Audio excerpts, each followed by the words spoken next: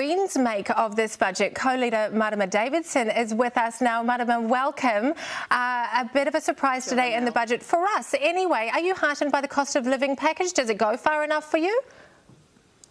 Well, can I just first be really clear? We support this being a climate budget. $2.9 billion is an important and critical statement to make for a budget that does focus on climate. Yes. And what we also know, and this is what happens when you have Green ministers and Green MPs in government being able to push for the work that would have happened only with Greens and not with Labour on its own. So we also know, though, and I heard you, Dita, that we need to do far more in addressing inequality, and particularly for those who earn the least, for those households who are absolutely struggling the most. We've been quite clear. We should have seen a lift to the lowest income rates, to benefit rates, to the welfare expert work that has already been done to lay out a plan. That's what else the Greens would like to see. And actually the link is we cannot address climate fully without also making sure we're bringing everyone with us and with addressing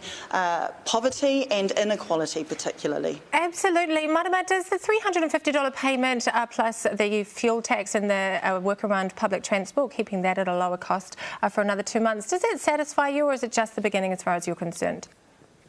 Just the beginning, and of course we would like to see more efforts put towards public transport, cycling and walking, as opposed to encouraging more use of petrol cars. However, we understand also that we need to come up with a plan for rural transport, for getting around in rural areas. But what we should be seeing is further and free, actually, public transport, as well as we also do welcome the more warmer homes being cheaper for people to actually stay warm in the winter.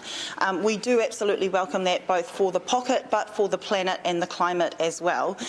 There are green sort of initiatives and values that if we have more Green MPs in government, we would like to see. For example, rent controls. We know that that is hitting a lot of people in their bills at the moment, and the Greens have been very vocal about wanting to see a stop to the increase in one of the biggest housing costs that people have. Yes, we know that does disproportionately affect people on lower incomes. Marama, just finally, we haven't spoken too much about this yet, but health is also a big winner today. Yeah.